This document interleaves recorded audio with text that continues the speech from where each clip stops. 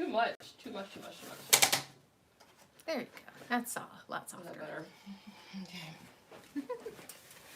So yeah, we sit here for a bit. Is it too much? Is it good? Okay. So we're just gonna wait a few minutes to see if Eamon joins us for the second part of the beginning. Yay! Well, no, I'm not gonna wait super long because you could still tell your story about how you got into these books. People like to hear these things. Oh. So you got from here. We were talking about when her favorite series and how she got into it, and your grandma gave you the books. Yes, okay. My grandma read a lot, and she found this book, and she started reading it, and then she realized that it was a series, and so she got the next book and read it, and the next book, and then she realized at the end that the series was still going to continue, but it wasn't written yet, and so she had to wait like 9 months to get the last book, and so she said she would never get another series until it was all done. Oh, until it's all done. That's like what Netflix does to us now, because Netflix, you can watch everything at once. Yeah. So this is how we became friends, kind of. Somehow we figured out we both like this author and these books, and I can't remember like the actual conversation or how it happened. Like all of a sudden we were friends, and we talked about Amish country and these books. I don't even know. Like, do you have like a story? Because I don't have the story either. I guess I just always thought maybe we were talking about our backgrounds, and you talking about being in Lancaster and the around the Amish community, and I was like, oh yeah. When we lived in Michigan, we had a little flea market thing that the Amish would come, and they would sell their goods there, and I was just always enamored with them, and so Yep. So this is kind of our foundation. So this is Gail, my friend Gail, who not only likes these books, but yes, she has some backstory of Amish country, and we went there 3 times together to Pennsylvania, and she did the Burnham half marathon twice, so go Gail. Yes. She did a little extra even. Yeah. So yes, so we love it there. We love going as friends, and it's fun to do. But if you're on and you can say hi in the chat, say hi in the chat so we know who you are. We'll get started in like a minute or two. We were talking about these books. I think we both have read all these books. I know I have. I read almost all of them. Yeah. A lot of them. Like, do you know the year? Because I was thinking, I think I was praying with Nathan, so it was like 2000 to 2001 was when I first started reading her. Do you remember how you started reading her? Like the actual, like how old your kids were? I have no idea. Okay. I have no idea. Because when we met, our boys who are now 18. Is he 19 yet? He's 19. He's 19. 19, 18 were in first grade, I think, at church. Because that was I did like Awana at the church, and her kid was in my group, and so was my other kid. That's how we actually started talking, probably. So that was a while ago. So you were already reading them by then. Whatever that year was. What year was that? I don't know. 2010. We moved here in 2009. I think we became friends like pretty soon after that. Yeah.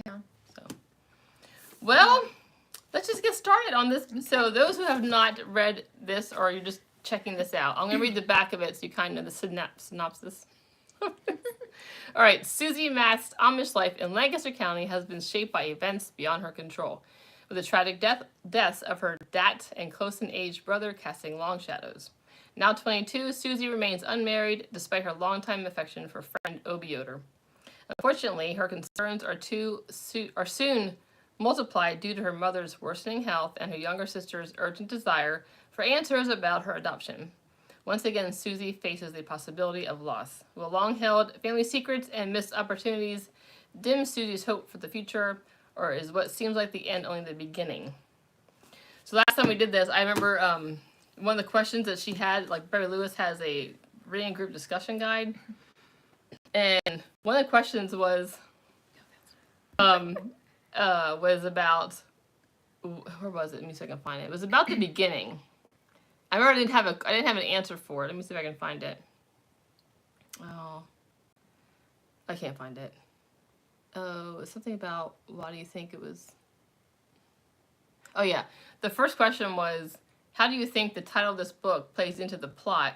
What are some beginnings included in the novel? And so we had our first discussion on here. We only read up to chapter 20, which is funny because part 2 was like at chapter 21. So it'd been much easier to end. I didn't know there was a part 2. I didn't even look ahead. Anyway, and I didn't have any answers for that. But we can talk about that now. because we read the whole thing. So I didn't get that the first half, but I feel like the second half really touched on this, especially with her mom and the forgiveness of the person who killed her son, the hit and run, and how she talked about that. I think I wrote this down somewhere about the beginning being, that was the beginning of her healing. So you started seeing more of it, I think, in the second half. Do you think so?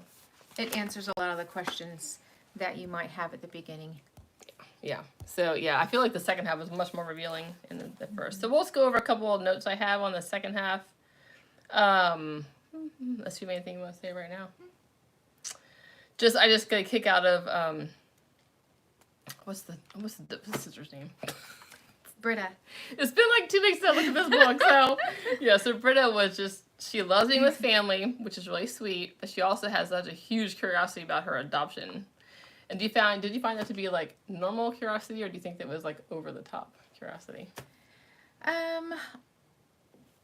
Probably. I would think that it's kind of normal. Yeah, I would think so too. Like, I think we're objective, so we're like, people are getting upset with her for wanting to know more. I think it's because they were worried about losing her, or they had the fear in their family. But I was like, of course she wants to know. Like, that's very natural, I think, to want to know that. So I thought it was interesting how they kind of played into that a bit. Yeah. It was almost kind of, they just assumed that as soon as she found her birth mother, that she would leave their community. Right. And I mean, that's just kind of how I read into that. Right. They're worried about that happening. Yeah. Because it was almost time for her rumspringa, and then Yeah. so yeah. Okay, so then part 2 starts at chapter 22, and we find out this is a year after the last chapter, chapter 21. I was like, oh my word. So nothing happened for a year. That drove me crazy. But we find out that her mom was having worsening health and asthma and pneumonia and all this stuff. And Susie's praying for her healing and for God to intervene. And it's interesting how this all plays out, because sometimes God answers our prayers in ways we don't ask for, but that He's still doing it what you want Him to do. It's just not the way you think. So we kind of get into that soon with her. And then Susie finds out in chapter 22 that Obi has met someone out in Indiana. Is that where he was? Indiana, wherever he was. Sunny Valley. Okay. So she's pretty devastated about that. You can see that she's really understanding how deep her feelings are for Obi. I think the first half of the book she wasn't quite understanding how much she cared for him. She's getting more into that now. Let's see. Okay, so her brother Alan's the one who lives in... Where does he live? Is that Indiana? Maybe Alan lives in Indiana. So, it's been a while since I looked at this book. Far. So, I think it was. It's like Holder State that her brother Alan moved to. And she called Alan because she felt like her mom would listen to him better than her as far as getting medical help and so he had the idea of coming for a visit, which we'll find out more about that in a minute. And then I guess chapter 23, it's springtime now. So chapter 22 was still winter. It was like a year after basic Christmas. Chapter 23 is spring. And then Susie writes to Obi and says, "This would be my last letter since you're serious about somebody." And I was like, oh my word. Sad. I know. Sad. And then, as I think... Can you hear that? So in chapter 24, the Mama visits Ella May, the wise woman who we love, who's been in many, many books. And they talk about, I think Mama really wanted to go see Alan soon because she was still recovering from the winter of having horrible health. Ella May talked her into, they had a conversation about it. Yeah. Wait until September, wait until the fall when you're better. So she agrees to that. So at least now Susie knows she'll be with her for the next few months, hoping to get better. And then we see Britta, a new romantic interest with Roy Lance. Yes. Is she 14? She's almost 15, right? Yeah. Yeah. She's 14 at the time. I mean, I liked boys when I was 14. Yeah. So it's not too young. No. But she's still asking people right and left. So then chapter 24, she asked Marnie about her birth. Mom, I think it's a relative she was seeing when she met Roy, or a friend. So she's asking everybody. And then Roy gave her a ride home. They talked about songs that they both liked and stuff. So, So then we go right from late April to early July in chapter 24. So we're speeding through time here. Let's see. Do you have anything you want to add any time? Don't let me. Okay. Chapter 25, Roy brings Britta home. Again, maybe it was a Sunday singing. I think maybe. She's happy about this, but she feels like all she does is wait for things. Like she feels like she's waiting for her mom to talk about her adoption when she was 18. Now she has to wait like over a year to be able to date Roy. As 16-year-old is when they start dating. And then Susie says to her, "Trust the Lord to give you patience," which I thought was good advice. But interestingly, Britta did not talk about Roy to her mom. I thought it was interesting. She was mom on that. I think that she was having mixed feelings about her mom, frustrated that she's not finding out more, but not sure. She's just struggling with that, I think. Okay. Oh, and then page 197, I think we're into summer soon, but Susie just knows Britta being happier, probably because of Roy and courting kind of coming around the corner.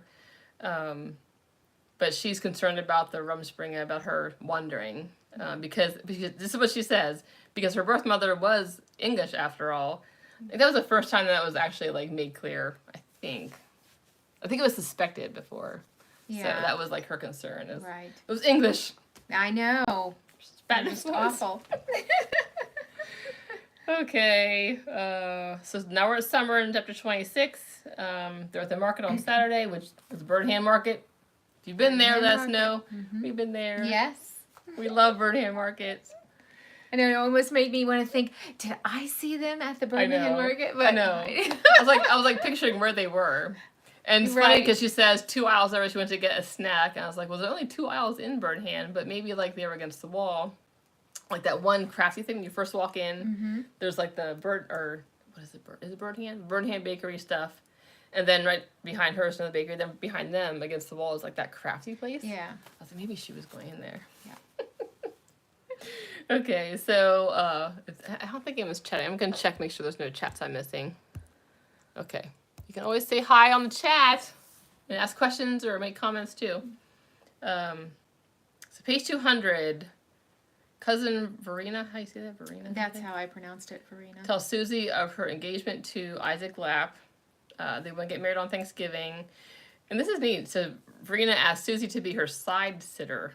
Have you heard that before? No, I thought that was different too. I was like, that's really neat. That's what they called them when they stand like next to them in their wedding. So I learned something new. Side sitter. Yep. Interesting. So she's happy for her, of course, but she feels like, so not too long after that, like 2 pages later, she says, "A season of love has passed me by." Like that's what she's thinking. Yeah. It's just too late for her. I'm like, that's just so sad. It was kind of a sad, solemn book a lot of the time. I guess page 201 is when she finds out for sure that Mama is leaving in September to go see Alan. I guess it's decided by then. Okay. So in chapter 27, Mama leaves for Missouri. Okay, so it's in Missouri. For 2 weeks, here's her plan. And Susie and Britta worried like most of the day and prayed because it's a 15-hour drive and she still wasn't super healthy. Right. And then it says Susie poured herself into fall cleaning. That's very responsible. Yeah. That's not what I do when I'm fretting about something, I'll tell you that. It seemed like that was her go-to for everything, though. Every time that she was upset or really needed some time, she busies herself to. That's just not my person. It's probably more productive to be that way. That's not how I am. I just get sad and sit around watching Netflix. But I will say that one time in my life I did clean when that was sad was when my mom and dad took me to the main campus at Penn State. I had commuted my first 2 years. They drove me to my apartment. I was the only one there at the time. My roommates hadn't shown up yet. And they took me there. We went shopping. We, settled in, and they left. And I just bawled. I was surprised, but I bawled my eyes out. I was like, my parents left. I'm by myself. I was like a mess. I was like, good grief, Danielle. So I started cleaning. I cleaned like the whole apartment, and I was the only time I've ever done it. Yeah, I can't say that too. Being sad makes me clean either. No. Probably if I'm irritated, that makes me clean. Well, that's something. Yeah. It's still productive. So she did that. And then I guess about maybe that night, Alan had left a message saying she had a rush. She wasn't sounding good at all. She had a low fever. They'll be in touch. And so then Susie regretted letting her go, but then she said, I must trust God to care for Mama. So she resolved herself to that. Yeah. And then the next day, Alan called Britta. Alan called and Britta answered. So Mama's fever spiked this morning. She developed a cough. They took her to a walk-in clinic, and then they told her there, you need to go to the hospital. You have bad pneumonia. And so after all this is said and done, Alan tells them she's getting good care. So it's like this thing we were talking about, like, you pray for, she was praying for her to get some medical help because her mom didn't want medical help. Yeah. And then in an odd way, different way, that prayer is answered. She's getting good care now, and she's being taken care of. Yeah. So they didn't have a choice. No. The choice was taken out of their hands. That's right. And it's nice sometimes when that happens. It is. It's nice to have direct direction. So her mom was improving over the next few days, and they had to tell her she should stay there for a while. The doctor even says stay there for a while to improve your health. I guess for some reason it was healthier there. I don't know. Or just not traveling, probably. Yeah. Just not traveling. Yeah. Okay, so 2:08. And Britta, she got to rest too because she wasn't working. That's true. The shop, she wasn't working at home doing chores or cooking. She was able to rest. Right. And I think it was hard. I mean, you'll see this. It's hard for Susie and Britta to miss their mom, but it was definitely better for her mom to be there. Yeah. And it's just hard to accept that. That's a fact people face a lot with aging parents or older parents. Let's see. Britta goes to volleyball. Susie. This is bad writing. Oh, Susie was baking, but then she went upstairs to look at some old letters from Obi. I was just sad about that. She's still sad about Obi, but she says Obi is not mine to love anymore. So she was sad and thinking about old letters. Letter writing isn't really a thing too much anymore. Yeah. Do you have any letters from? Like Dana write me cards. I'll keep those. He'll write things in cards, but never really letters. I don't have a lot of letters. Yeah. Besides from birthday cards and stuff. Okay. Let's see, 2:10. Britta asked Miriam about her adoption. Now, which one is Miriam? What her sister-in-law, maybe? I can't remember. I think so. Yeah. So Miriam, gosh, this happens when you don't read the book right before you do a book club. She asked Miriam about her adoption, and we heard a caseworker was involved. We checked on her several times. So that was something new we learned. There was a caseworker involved. So then you think, okay. She was in the system somehow. Why was she in the system somehow? So then she felt like she was more frustrated after hearing that than before because she had so many more questions. And then she talked about her butterflies in her stomach when she saw Roy on the way home. Okay, so Susie is wondering, chapter 28, why Mama has not decided to come home. She's struggling with that. And then page 214, Alan calls to tell Susie that Mama wants to stay a few more months. And Susie is shocked but understands, and she's sad. So that's did you feel like this was coming when she went out there and she got sick? Yeah. Like, well, she's probably gonna stay. I wasn't sure she would stay forever, but she did stay a while. Yeah. So that's just wave of dissatisfaction spilled over her. The thought of her not seeing her mama. I mean, I will say they were close. I mean, those three were really close. Yeah. Well, it was just those three for many years. Yeah. And not only was it just those, but they had such a bonding over all the tragedy. Like, it bonds you to people. And so she was, missing, part of herself, really. So I understand that. It's sad. Well, and she literally was taking care of her. I mean, that was a huge part of her day. Yeah. And her chores was to take care of Mama and also to make sure that, to take over chores when, she thought that her mama couldn't do it. Right. And then when she was gone, they were, super busy doing so much work. Yeah. So she still has a lot of conflicting emotions. But then Roy comes by and helps Britta in the stable, which is nice. So it's sometimes God takes someone out of your life, then he brings you someone else. Not to replace, but to help fill that void. I feel like that really, that was happening here. Yeah. So this is a big reveal. Page 219. Susie is upstairs in the attic getting some papers ready for Mama that she wanted. And these vital papers fell on the floor. And she saw the adoption papers, and the mom's name was Kathleen Britta Stratton. So that was a big reveal. Yeah. And that was her biological mom. So no father was listed, and it was English. And so Susie was very rattled by this news. The fact that there's no father, and the fact that she was, and then she starts struggling over, do I tell her, do I not tell her? Like, she started struggling over that. Yeah.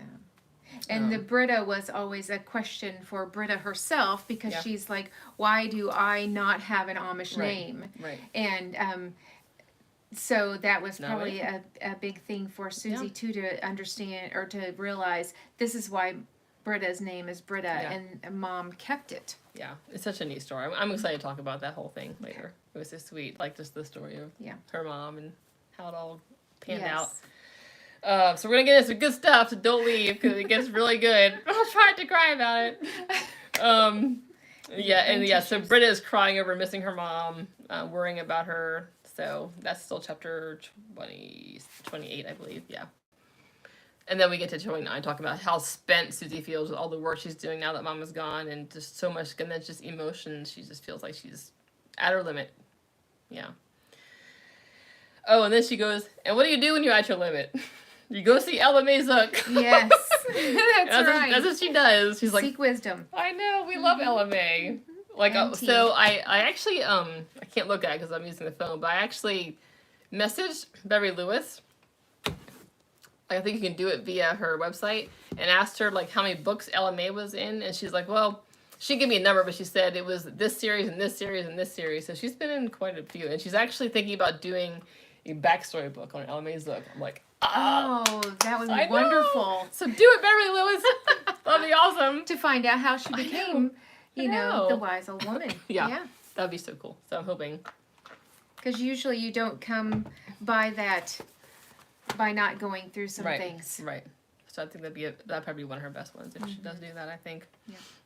So she goes to see Ella Mae, and Ella Mae, in her way she does things, doesn't come out and say things exactly. She kind of leads you to conclusions. So she says something about, what'd she say? Wait, did I not write it down? Oh, I didn't write it down, but she talked about, you'll know when it happens to you. Like, something you're looking for, you'll know what you're missing when it happens to you. And Susie was like, what? She has no idea what she's talking about. But she did express her concerns about her mama staying and Alan taking charge. And Ella Mae reassures her that Alan had confidence in what Susie was doing. I think Susie was struggling with, did I not do a good enough job? You know? She definitely had said that several times, that she was thinking that Alan didn't trust her to take care of their mama anymore. Yeah. And that was just her own self-doubt. Yeah. Wasn't necessarily. Yeah, and I think she reassured her that no, that's not at all. Alan had confidence in you, but this is just where your mom's supposed to be right now. And it helped her feel a little better. But that, you know, all things work together for those who love the Lord, and she reminded her of that. And then she said something to her, which we talked about earlier, about Susie's always busy. Yes. And she says, life's not just about constant work, Susie. No one's told me that. No one's ever told me that, because I don't do constant work. Okay. So Britta gets a letter from Mama, and the doc tells her to stay put for a while. So that's kind of new news, but it's just indefinite now. She's staying there indefinitely. And then Susie mentions the Lord answered her prayers in an unexpected way. She's getting her medical help, but now she's doing it far away. So, like we said, sometimes it doesn't happen exactly how you want. Yeah. Okay. And then Britta recognizes in herself the temptation to be angry. And Mama gave her advice, which I think is such good advice. She said, a life of faith requires a daily renewing of the mind. I love that little nugget in the Bible. That's a good one. Yes.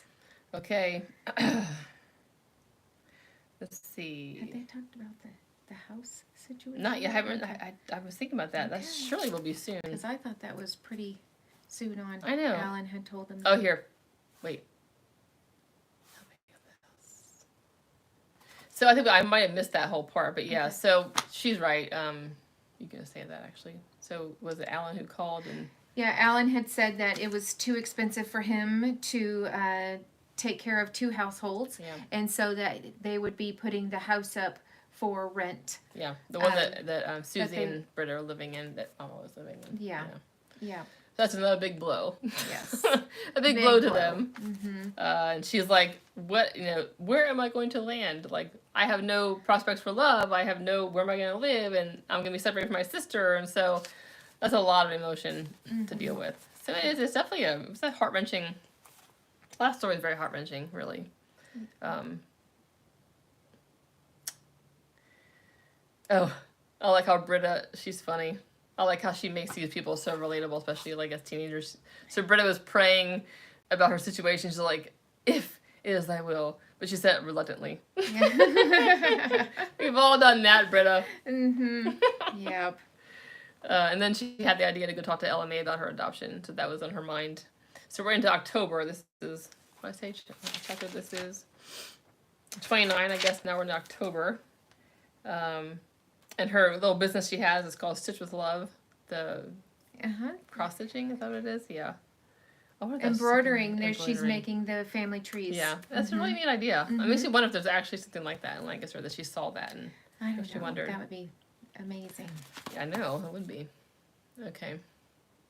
Now, Susie did the embroidering the family trees. Britta found the... Oh, that was at Christmas. We haven't gotten to... No, not the second. Not the second Christmas. Yeah. So yeah, because it's October now. So we're always over there helping a lot at the house. And then Susie's wondering where her place is going to be in the future. Will she be a maidel? Will she be alone? But then Mama and Alan invite Britta and Susie to Thanksgiving in Illinois. We decided it was Illinois, right? Susie can't because she has the wedding she has to be in. Yeah. But then Susie, I think Susie was thinking that it'd be good for Britta to go. But then page 237, another big one happened. So Susie did tell Britta she knows something about her adoption. And Britta tells Susie she is thinking about asking the bishop, about, and Susie encouraging her to do it. And then Britta is upset about finding out that she had no father on paper. So I didn't write down the whole conversation, but it happened on 237 about that she told her about the papers, what she found and what she discovered, and then I thought it was very wise of Britta to be like, I should go talk to the bishop about it. I mean, that's quite a step. Yeah, very mature. Yeah. Yeah. Let's see. And then I think that made her miss Mom even more, like finding that out. Okay, so then Britta goes to see LMA. LMA tells her that her birth mother needed help, wasn't able to take care of you for a while. That's what she says. Your mama offered to keep you until the woman could get on her feet. And that's all she told her. That's a pretty big... Hi, Mom and Dad. That's my mom and dad. Hi. Welcome to book club. We're in chapter 32. So, we found more information about the adoption. So I was like, what does that mean? Does that mean she's in the hospital? Like, I honestly did not. So I don't know if you watched the last book club, but I made a guess on there. Like, I thought it was a crazy guess. But I remember saying, I think there's a connection between the death of the brother and the driver. But I didn't know the connection. I didn't know how it was connected. But I thought there had to be maybe a connection. But I was like, that seems crazy. But we're going to find out. Yeah, mine was the flowers. Oh, like who was leaving the flowers? Who were you thinking was leaving the flowers? I was thinking it was the person that, killed the brother. I thought so too. But then they stopped. I don't know why they stopped. So did we ever resolve that? Like as to why she stopped bringing the flowers? Like the year that happened, like the last 2 years or something. Yeah. But yeah. I know there was a big storm on one of the anniversaries. There was a big storm, a lot of rain, and all that because Susie went out to clean it up, and it was a mess. Yeah. And there weren't so yeah, I know it's interesting, but I was a bit surprised, honestly, when we find out what actually happened. I mean, I wasn't like shocked because I thought there was a connection, but I didn't think it was that much of a connection. Yeah. Let's see. Yeah. So. Completely blindsided. Yeah. It was not a shock. It was completely blindsided. So Britta finds out from LMA about her not being able to take care of her. Her mom took her in for a while, but not knowing why. So that's where we're at with that. But then Britta's like, it's driving me crazy. Like, it just, the more she knows, like, the more crazy she feels, I think. Yeah. And then LMA says to her, can you trust her Heavenly Father for his timing? Well, that's always a big question, isn't it? Yeah. It's hard sometimes. It is. Our timing is rarely on God's timing. Yeah. It's hard to do. Yeah. trusting him and actually being okay with it is two different things. Right. Like the actual like, work But we want your involved. timing now. Right. Can't your timing be my timing? Yes, yes, I know. Ella May actually encourages Britta to go travel to Missouri to see her for Thanksgiving. And then she asked her, have you thought about praying about this? You don't run ahead of the Lord's plan, which I love that too. I was like, that's such good advice. Mm-hmm. And Britta's like, I'm too frustrated right now. It's just such sweet advice she gives her. But she does recognize, Britta, that frustration can lead to anger. She doesn't want to be in that state. Mm-hmm. So she's pretty wise to recognize that. Yeah. Okay, so 244, Britta and Susie, they pray. Oh, yeah. Can you hear that thunder? I don't know if you can hear that, but... So, this is neat, too. So, Britta and Susie, and my mama was there, they'd always have, like, Bible reading and prayer time every night. And Susie said that it was the best gift that Dad and Mama ever gave us, is that prayer and Bible time every night. Like, what a legacy to leave for your family. Like, that's such a neat thing. I think that they recognize that with them. And then she said her parents' invisible fingerprints were everywhere in their lives, which I thought was such a sweet thing to say. Okay, so now we're at Thanksgiving Day on chapter 33. Starts cloudy, but then it becomes a beautiful day. And she had a wonderful time at the wedding as the side sitter. Mm-hmm. And 2 days before that, Britta had left for Van to go see her mama and her brother in Missouri. Okay. Oh, and then Susie overhears Jerome, who is Obi's brother, saying, Obi loves his life in Sugar Valley. It's Ohio. That's what it is. Yeah. Okay. And he'll probably be engaged soon. That was terrible news. Yeah. Especially on Verena's big day. I know. That's what she was so upset. Day. Yeah. And I kept thinking, is this going to turn out like differently than I'm thinking? Like I kept thinking this might be a different ending than her normal endings. That's what I was thinking. I was like, wait. This is not how she usually ends her stories. Yeah. We had to wait to almost the last page. Susie spent Thanksgiving with her Aunt Emmeline and extended family, so she had a good rest of the day. So then Britta told Mama that she visited Ella May. And then Mama offered to tell about the adoption. So here's the huge reveal of the whole story. Like, we finally got to it. It's so good. In fact, well, I'm not going to read the whole thing. Let me turn to that page. So page 252 is the adoption story. Mm-hmm. And some really neat stuff. And just because, like, we know people who have adopted kids, and just is always, the stories are always so special. You know, just the way that God calls them to do that, and just the, I mean, I have a friend who adopted a boy from a young girl because she knew she couldn't care for her, but they keep her in the life, and they keep her in touch, and it's just so sweet. Like, just such a sweet situation. I admire them so much. So, okay, I'm gonna read some of this because it's pretty good. So we're talking about the adoption story and the whole story. And so Mama did tell Britta, I'm worried about telling you this whole story. I'm not sure you can handle it. So I'm wondering, why does she say that? Something must be going on there. But she also was worried about her health, and that's why she decided to go ahead and tell her early. Yeah. Because she was afraid that she wouldn't be able to. Right. You're not on the camera enough.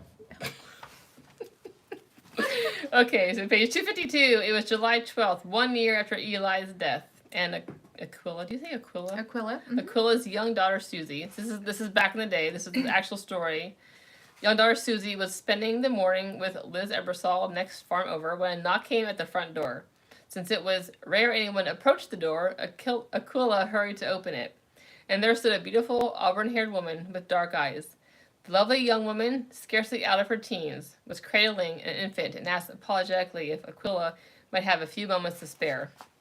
Such a tiny baby, thought Aquila, opening the screen door and glimpsing a tan car parked in the driveway. She asked the woman to have a seat on the soft settee and offered some iced meadow tea. Shaking her head, the woman said she couldn't stay long and glanced down at the sleeping babe in her arms.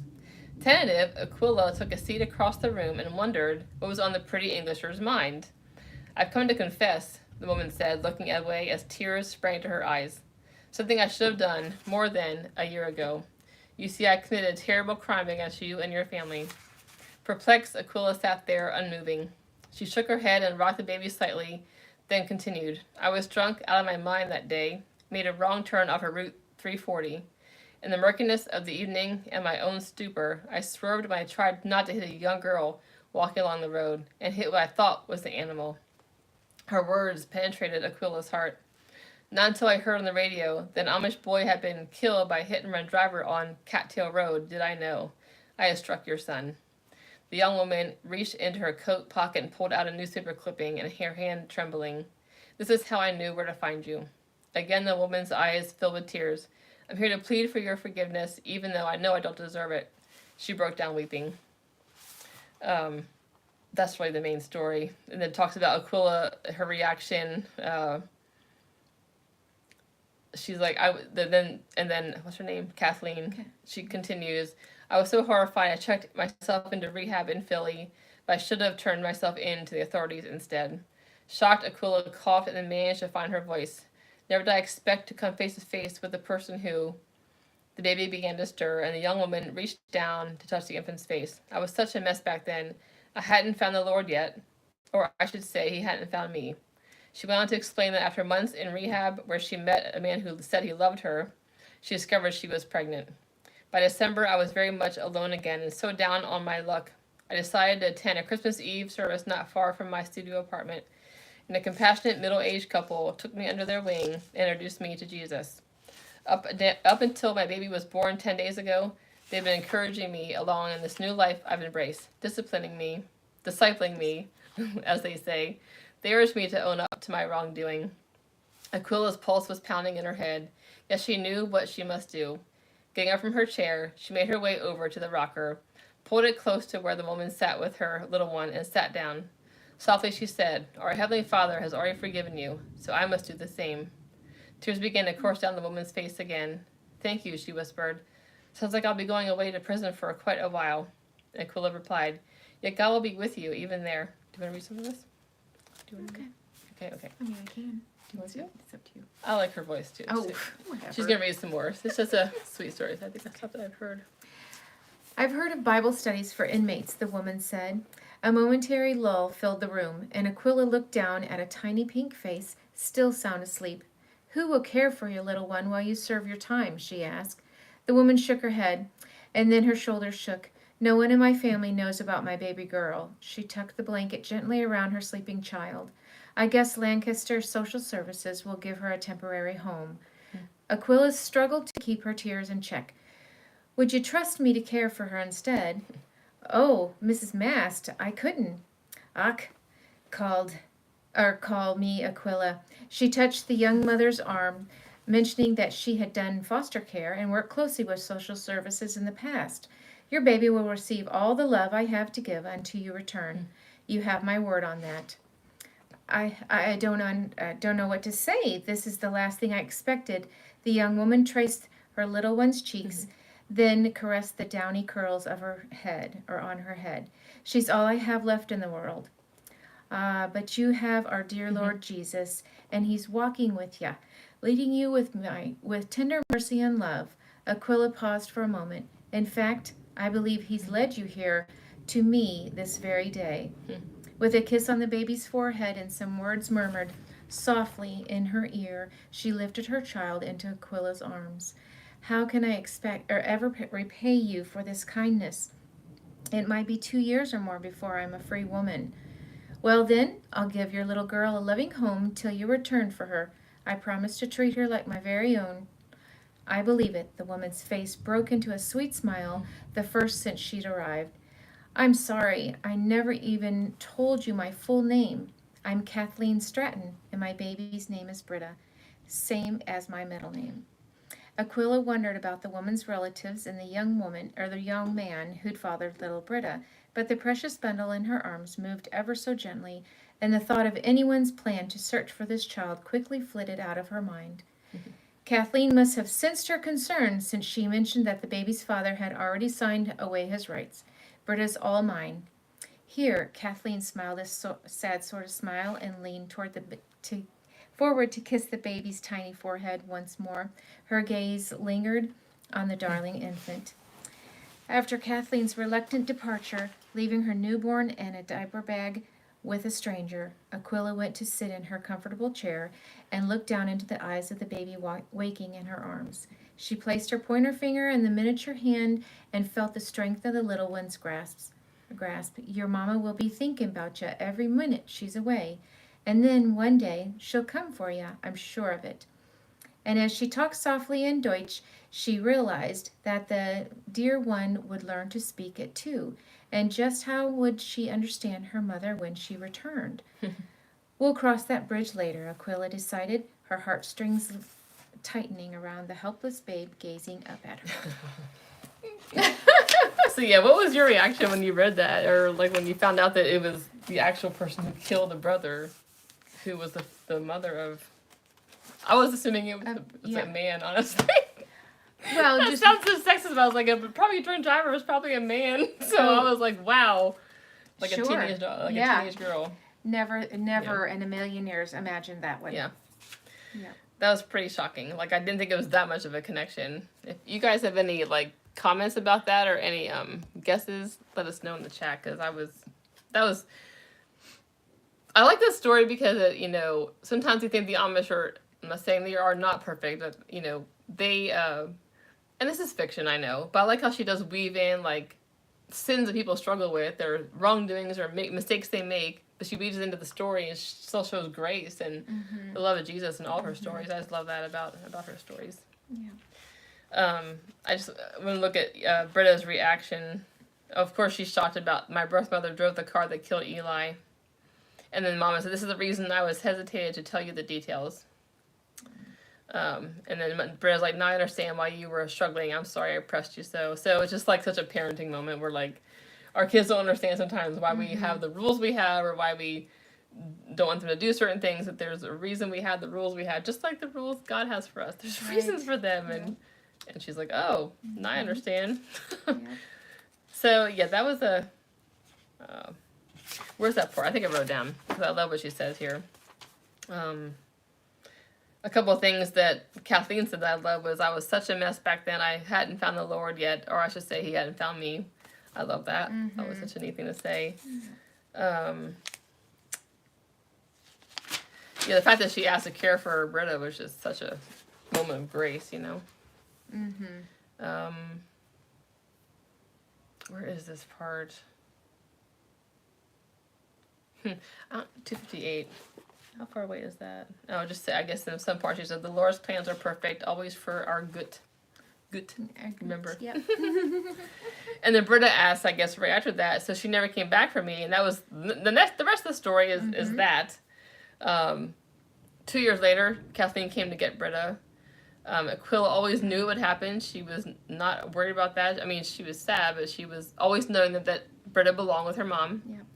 But when she gets there, Britta did not know Kathleen, and Aquila's heart ached for Kathleen, which I thought was such a neat thing of how full of grace Aquila is, like how she forgave and how she offered to love this baby and how she offered to take care of her and give her back to Kathleen. And she has such grace in her. Like I just love that about this character.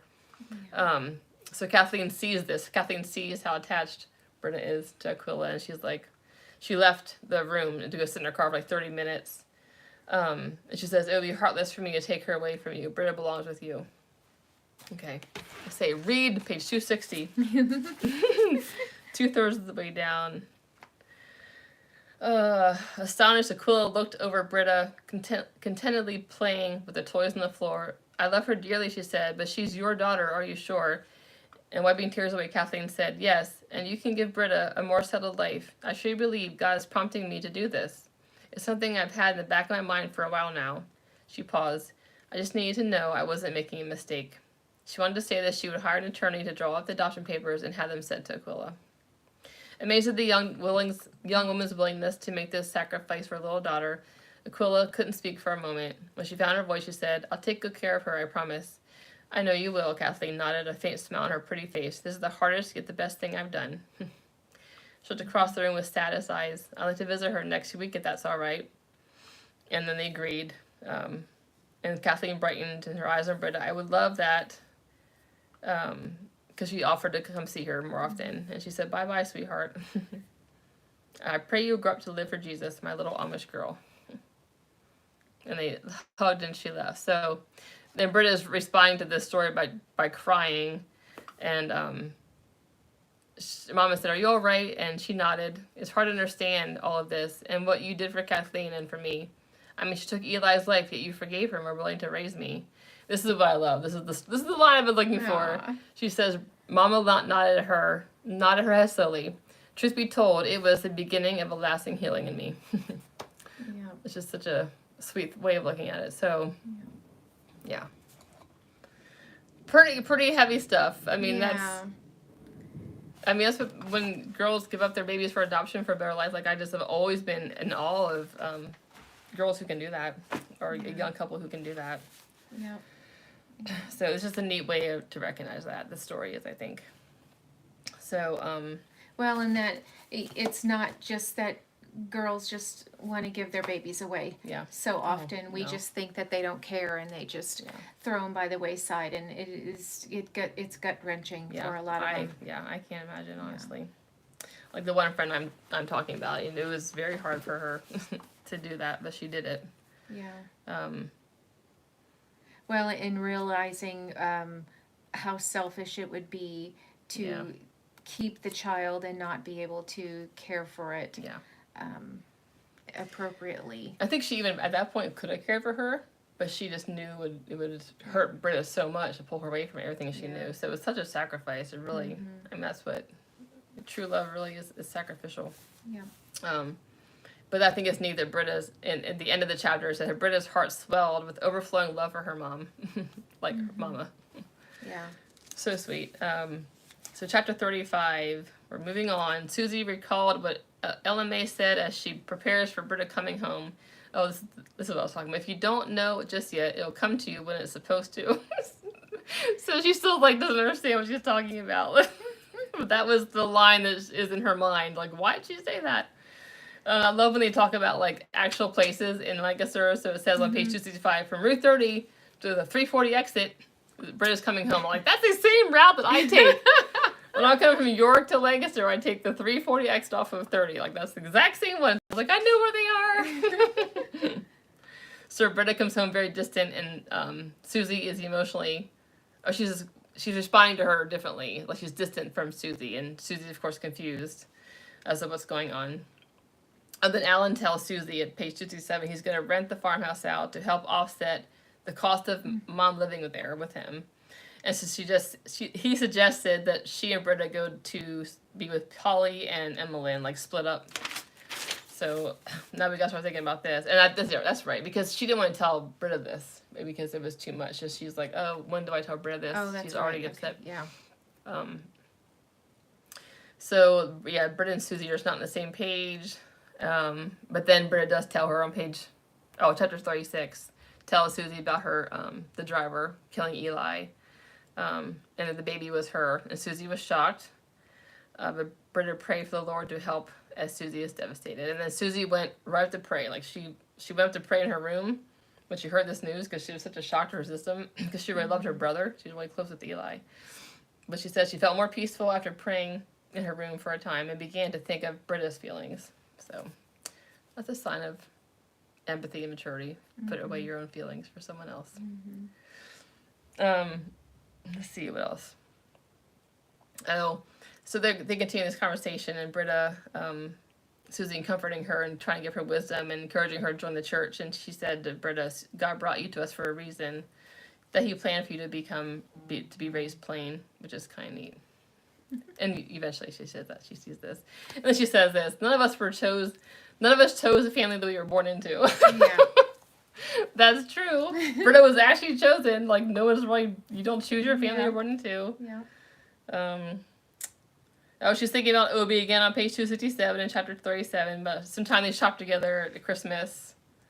And then she pleads with Alan to let them to let them stay and pay for the house. She's pleading with Alan to change his mind.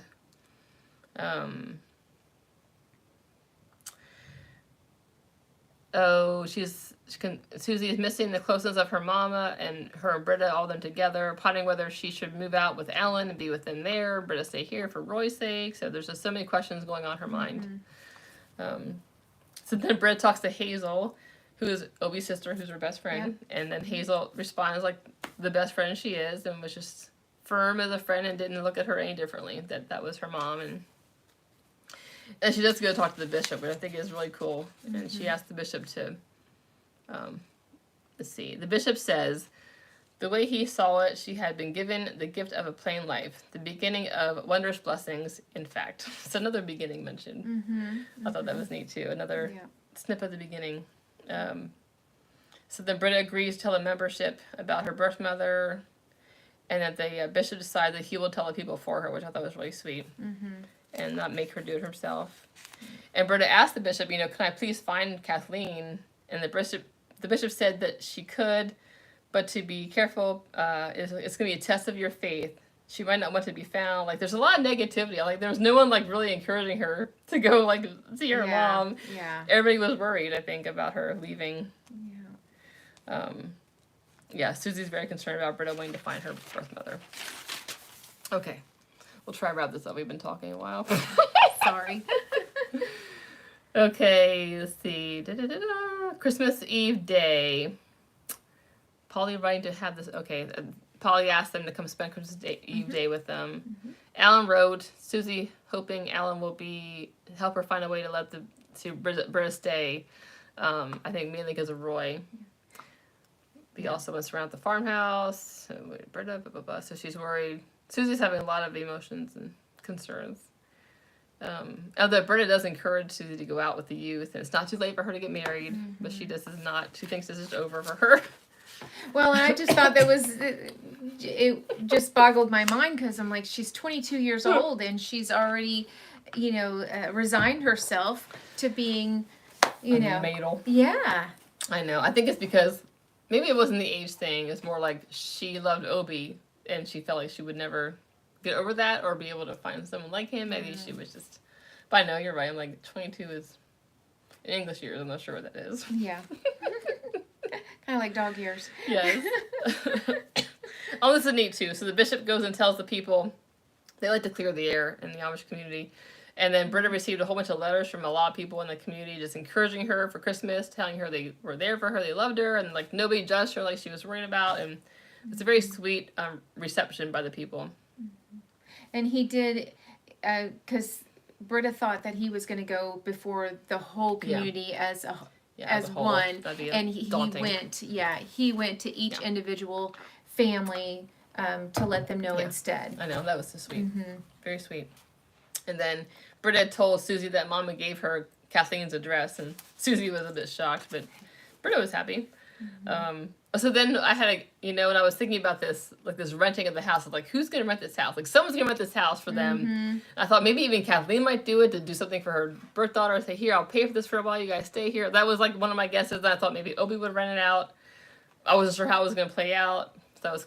Did you have any guesses about the house? Like what were they going to do? Like, what was your thinking? I don't know if we're quite there yet, but when they were talking about the bishop retiring, or when they said that the bishop was a smith, a blacksmith, I was like, oh no, Obi is going to take or go to work. I thought he was just going to go work for him and come back. And because when they said he was a blacksmith, I was like, yep.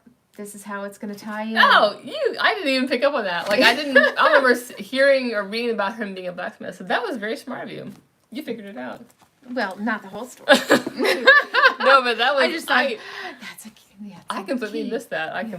That's so funny. Good job. Okay. So Britta sends Kathleen a card, like a Christmas card. And she finds out that Mama had been writing to Kathleen all these years and telling her about Britta every year, like keeping her updated, which is really sweet.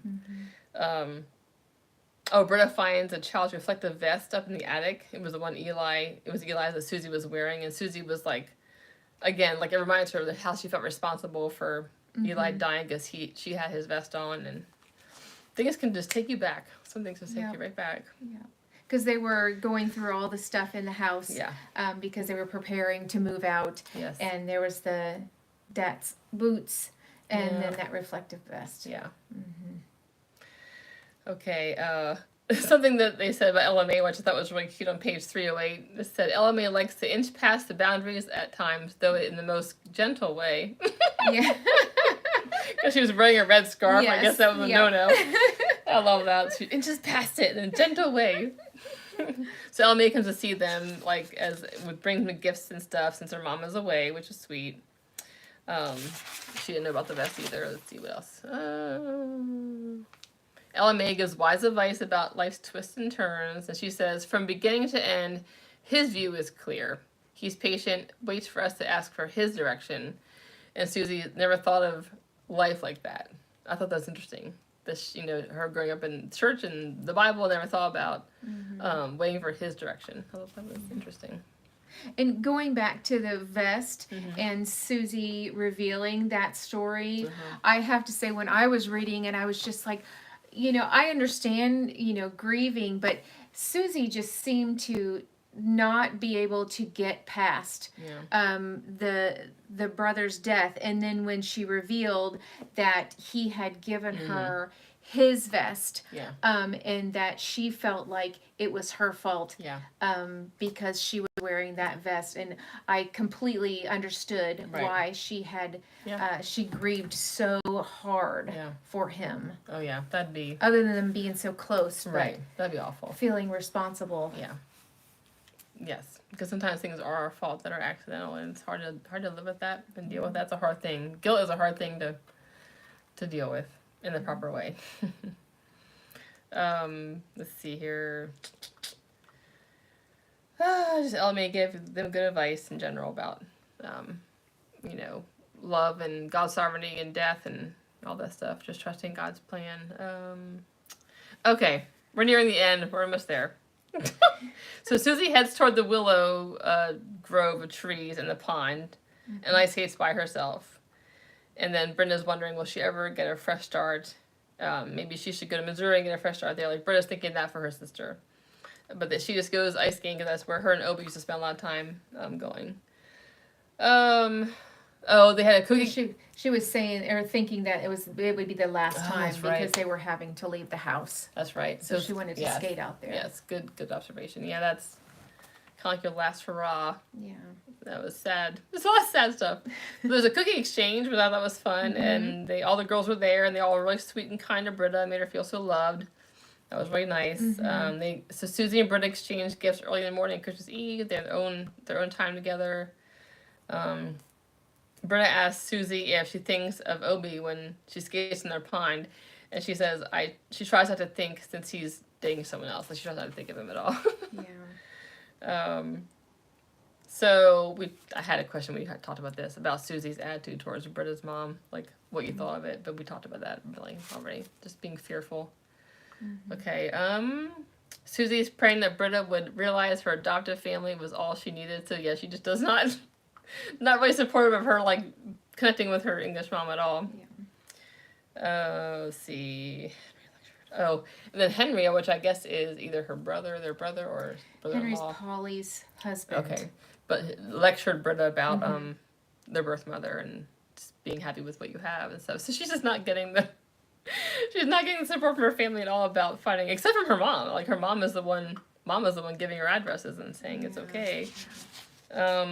When I think this goes, especially with Susie, it's just all about fear. Yep. It's all about fear and like that, not trusting God's plan for just thinking of our own sinful nature. And maybe like it was worse for them because they lost so much early. Loss. And so she was just afraid to lose more, which I understand that. Yep. So then Mama called them on Christmas Day and they talked, and Britta was happy to talk to her mom. And then Britta received a card from Kathleen, her birth mother, with the phone number on it. Susie's heart fell, but Britta was thrilled, so she went to the phone right away. No one answered, so she was not able to talk to her, but she left a message, I would believe. Susie says, she's like, not understanding Mama at all. And I'm like, that's called grace. Like, that's what you're not understanding. It's called grace. So only have half more pages. We're almost there. Okay, page 327. Britta asking Susie if she's upset about Britta calling her mom, and she says, no, I'm concerned. And then Britta asked Susie to pray, which I thought was really, again, very wise for such a young girl. And Britta asking for what to say and asking for God's will. So you see Britta really kind of grow up a lot and just get into a good place in this book. Trusting the Lord more and having more peace, I think. And then so Britta calls back again, and Kathleen answers. And one of the first things that she says, which I think is so sweet, was she had tender-hearted concern for Aquila. She's like, she's your true mother. So she was concerned about what this was doing to their relationship. Like, that was one of her first thoughts, which I thought was such a wonderful thing on Kathleen's part. Then she tells, so here she tells Britta, like, what's going on with her life. So Kathleen got married, had 2 sons named Trey and Randy. They're 10 and 8. Talked about their family life. They said they come to farmers market sometimes, and then Britta says, I thought maybe I saw someone who looked like you, and it probably was them. Yep. Kathleen said that she can't forgive herself for Eli. Like, she's doing well in her life, but she just can't forgive herself for that. Kathleen said her parents did not forgive her for giving Britta away. Like, she knew that was going to come, so she made sure that Aquila could have her because she didn't want her parents interfering. Okay, but then Britta tells Kathleen that she forgave her, and she said, "You truly are your mother's child." Kathleen asked Britta if she'll stay plain, and then on page 331, she said something rose up in her, and she said with conviction, "Yeah, I belong here." I know. So sweet. It was like full circle moment. Yeah. A long circle, a very big circle. So they want to keep in touch, which is it's just so sweet. Like, I loved it for Kathleen just as much as I loved it for Britta. Yeah. As a mom, I think I probably felt more for Kathleen. Yeah. But she said she felt free to be who God intended her to be now. Like, she felt like that's a chapter she could close. She feels good about it, and she felt more free after finding out, talking to her and stuff. So she tells chapter 44, page 333. She tells Susie she wants to join the church. And then Susie goes off to go ice skating again to cherish the time again before she has to. I must have missed the part. Oh, no. It all happens in the very last 2 pages. Okay, so 334. It all happens in the last It does. page. Oh, my good grief. Like, the whole house thing, everything, like, all at once. 334, we're going to read the end here. Okay. So Susie's out on the pond. And thinking about her, reflecting on her feelings and her just being worried about the future. So then, just then, the crunch of snow and the snap of a twig caught her attention. Startled, she turned and came to a sudden stop, her skates' blades scraping against the ice. She stared at the figure, her thoughts flying. When did he get home? Was he in Hickory Hollow for Christmas? "Hello, Susie," Obie called, waving to her. She waved back, unsure what to say. He sat down on the small boulder, removed his backpack, and took off his snow boots. She felt for hoodled. I actually use that a Hoodled. lot with my husband. I do. I love that word. For hoodled as presents. How did he know I was skating? Thinking she ought to head over to him to say something, anything, she pushed forward but simply skated the perimeter of the pond again. On the next time around, he was there by her side, matching her pace, as he often had done when they skated together years ago. Why is he here? She wondered, bewildered, yet so glad to see him. He glanced up at her, smiling. Hope I'm not crashing your party. He sped up, and she followed. Are you home for New Year's? He nodded. Have you heard about the bishop's upcoming retirement? Obie asked. Then said that he planned to buy out the business, taking over as Hickory Hollow's new blacksmith, which you guessed. Must be a recent decision. First I've heard it, she said, waiting for Obie to mention something about his girlfriend. Thinking it was nice of him, though strange, to come skating like this, for old time's sake. Your family must be happy to have you home. Yeah, I'm happy too. He slowed and looked at her, a quizzical expression on his handsome face. She breathed quickly and forged ahead. Obie, I heard you were about to be engaged. They were nearing the far end of the pond, and they curved toward the willow grove, the morning sun on their shoulders. I was thinking about it, he admitted, but it's never a good idea, neither is it wise, to marry someone we can't stop thinking of another. She felt shocked that he ended things. Me, certainly not. She replied, unsure what this meant. She's like, come on! I know. How do you not know what this means? Okay, want to read the Okay. Read the Okay. A moment passed, and now they were practically flying across the ice. Then, as they were coasting, Obie spoke again, his voice softer, almost tentative. I came close to asking you to court once, on your birthday, but I left for Sugar Valley. So that's what he wanted to say that day, just as she'd hoped. I didn't know. And then I thought you and Dell were dating, his voice trailed off.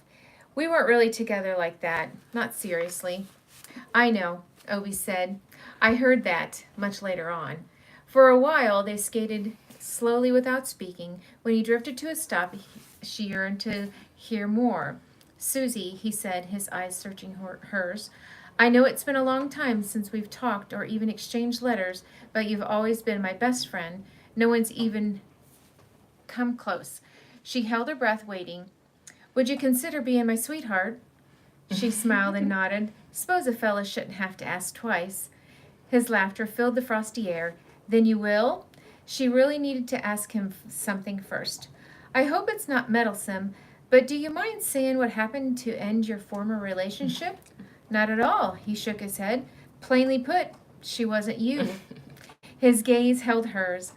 It's that simple. Wonder filled her. Then, yeah, I'll be your girl. He reached for her hand, and together they skated in unison, her heart rejoicing as they accelerated. When the cold had at last crept into their bones, Susie suggested having hot cocoa up at the house. Obie agreed, and once they'd skated to the shoreline to remove their skates and pull on their snow boots, he gazed up through the bare willow branches. This, right here, was the spot where I first knew I loved you. Aww. Obie said, returning his gaze to her. Susie's merry heart recalled their many walks here, their rowboat rides and the skating too, and his first unsuccessful attempt to ask her to court on her 22nd birthday. The beginning of what we would become, she said, smiling into his dear face. Obie's expression turned more serious. If you don't mind, I've often wondered what it would be like to hug my dearest friend, he said, opening his arms to her. Overjoyed, she stepped toward him, surrendering to his loving embrace, never so happy as on this first day of the new year. Oh, finally! Finally. Okay, so we still didn't get to the, well, they didn't talk about the house yet, did they? Mm-mm. So this is the epilogue. And I guess Britta had been watching this slightly, so she's all happy about Susie and Obie. Let's see, when do we get to that part? Okay. Page 338. Where is it? Oh, wait, yeah, here it is. A week later, they're hanging out, blah, blah, blah, blah. And then page 339, she's making him hot cocoa. And she's like, pour milk into the saucepan for the cocoa. Hopefully, whoever rents it will be a young couple with a family to fill up the rooms, I said, wondering how Obie even knew. I guess Obie mentioned renting the house. Yeah. He wandered over to stand near the stove, watching me stir the milk. Say, I was thinking. I caught his expression, a whimsical smile on his lips. Yeah? How would you and Britta feel about staying on here? But how? His face broke into an even bigger smile, and he looked down as he shuffled his feet. Well, did you rent it from Alan? Obie nodded. With the option to buy, once we're wed. My heart sorted his words. But I'm getting ahead of myself, he says, slipping his arms around me. So will you marry me, Susie, and make me a very happy man? Of course, she says yes, and all that stuff. So finally we find out everything that's going to happen. My goodness, like literally the last 5 pages. So that's how it ends. Everybody's happy because they get to stay there. So it's a very sweet story. So I'm going to apologize to you guys who are watching because... So I'm not used to doing live on my phone at home. Usually I do on the computer. And my chat was not showing up. So I missed everything you guys said. I feel horrible. So we're going to go back through. So hi, Christine. Hi, Dan. Hi, Melissa. And yes, you're right. It was Missouri. Good job, Melissa. And then I saw my mom and dad. And then Jimmy. Sorry, I'm late. Danny, hope all is well. Hi, Jimmy. Hope you guys are still there. I feel horrible. I missed this whole thing. What a terrible YouTuber I am. I'm still learning. So remember the grace part of the book. Just keep that in mind. All right. So Melissa says, I was surprised with the ending as well. It was different from her other books. I also like how she weaves in English and Amish together as well as faith. Yep, I agree with you. Oh, darn it. See. Give me a minute. I'm still trying to find this chat. It's harder on the phone. Like, when you're on the computer, you see it all, like, right there. This is why I'm having a hard time. So, yes, Melissa, good observation. Finding out about who killed the brother. Christine says, very brave to give your baby up. Yep. You're doing great. Okay, so I try to catch up. So, yes, thank you for Melissa. Thank you to Melissa and Jimmy and Christine and my mom and dad and Dan. And you guys had good observations. You did, and it was quite a book. Mm-hmm. Quite a book. It was very heart-wrenching. Yeah. So, like, it's like storming outside our window right now. She lives like less than a mile from me, which is good, but Yeah. thunder and rain, and I don't know if we're getting hail or not, but that's how Oklahoma is. Yeah. We actually There we need go. the rain. Yeah. It's been very dry here, so thank you for joining me in this book club. It's been a blast. So, okay, we can real quick if you want to look at some of these. Beverly Lewis has like discussion questions on her website. And I think I told you guys last time, but she actually wrote back to me and said, tell your book club to have a good time. So that's the message from Beverly Lewis. Okay, let's see if I can find anything. I know we've been on here a while. Now, I do want to talk about this, though. She says, as seen in the fictional events of this novel, the Amish are well known for displaying countercultural attitudes of forgiveness, sometimes in national news, after tragedies in their communities. What are some examples you know of, and why do you think they were able to respond that way? So, I remember like it was yesterday. Hang on. When I was living in Texas, my kids were little. I'm not even sure Cooper was even born yet, but it was when that man in Lancaster walked into a school and tied those kids up and killed some of them. And just the response of the Amish to that. They made a movie about it because it was such a shock to I think the whole world. Like, they didn't understand how they could forgive them. But that was like horrible, first of all. Yeah. That somebody would do that. It was just that's a whole mental health issue. He wasn't getting the help he needed. But that's the first thing I thought of was the incredible response of forgiveness that they had towards that man. Not towards, I mean, yes, towards him, because he died. I mean, he killed himself, didn't he? Pretty sure he killed himself. But they went to his wife and told her, we don't hold you responsible. We don't have any bad feelings for you. So they were really outpouring of love to her. So they just showed, why is it not staying up here? So that was, so Christine, you remember that too? It was very awful. I mean, so that's what I thought of. I'm trying to think if there's any other situations, like obvious situations. I mean, do you guys think of anything else, like with the Amish when making news besides that shooting? I feel like there is something else. I'm just not, sorry. Just not thinking of it. Well, let me know if you think of anything. Hang on. My chat is just not cooperating. Oh, wait. Chat viewing options. I know that is. Yes, they were kind to his wife. Yeah, they were really. So if you watch the movie was on TV, and Kimberly Williams Paisley played one of the Amish moms. Now, of course, they had to make it English because she was struggling with forgiveness, but they still.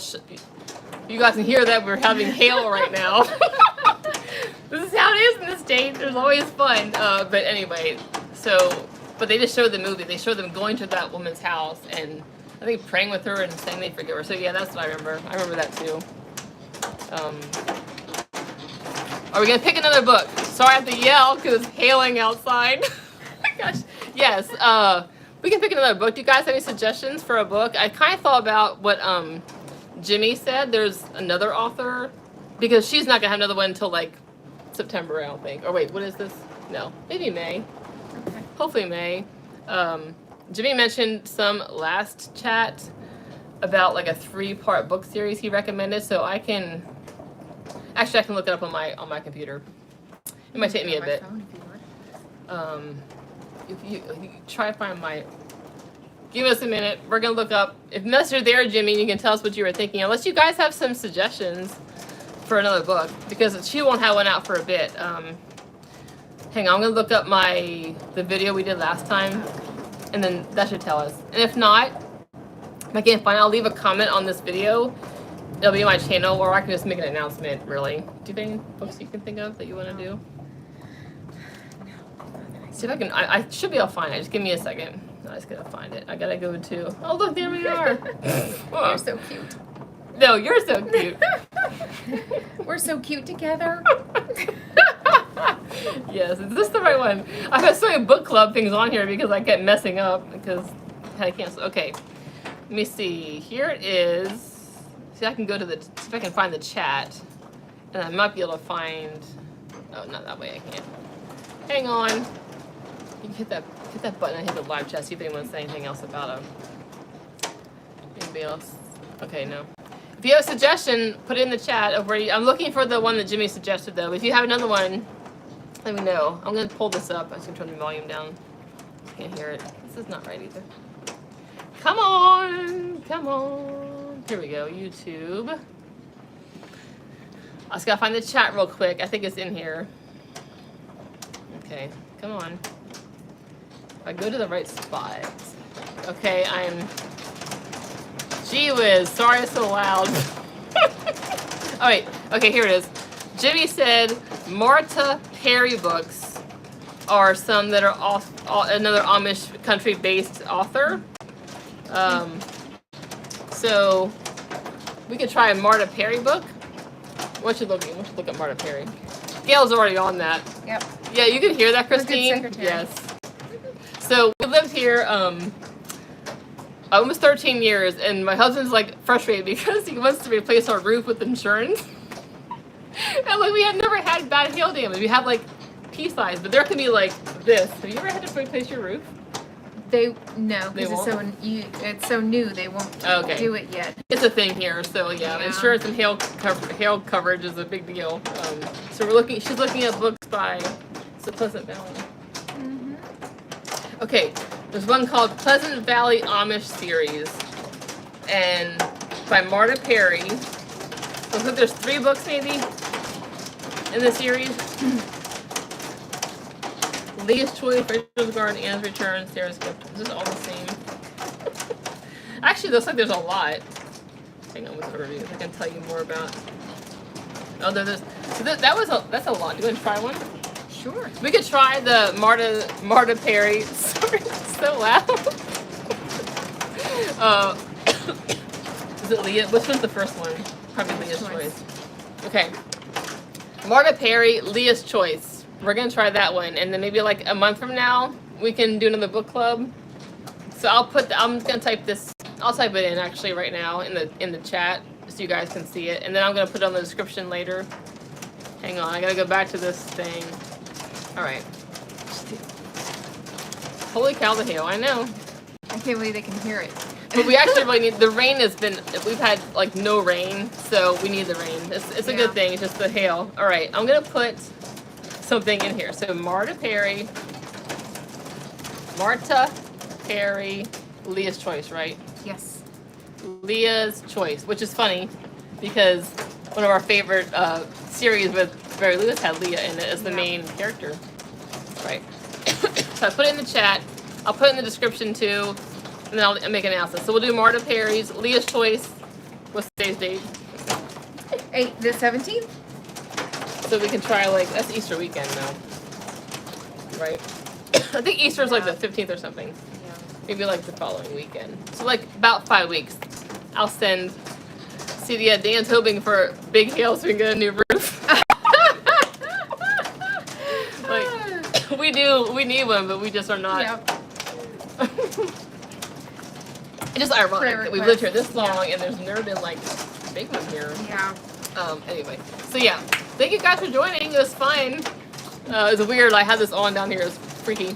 Okay, make sure I didn't miss anything. Okay, thank you. Stay. All right. Well, hope you guys have fun. Hope you like the book.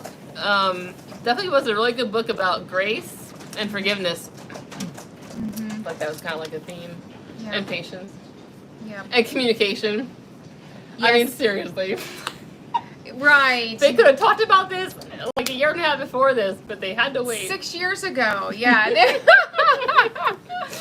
Come on already. Yeah, and I think with Mama, just her daily, renewing of her mind daily, and that was such a lesson for her girls, and so I think that's why they were able to mature so quickly when they needed to and make those good decisions. So all those things matter. It does. You're right. It's like muscle memory. After a while, you just start doing it. It requires less effort to do it. Yep. Okay. And you never know who's watching. That's true. So always be an image of Christ. Yeah. Yep. We may mess up, but that's what grace is for, and keep going. Yep.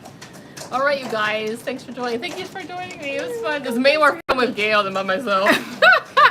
And you guys. I wish you could show up on the screen, but I can't do that on YouTube. So. Okay, we'll see you next time. Bye bye. If I can do this now. X.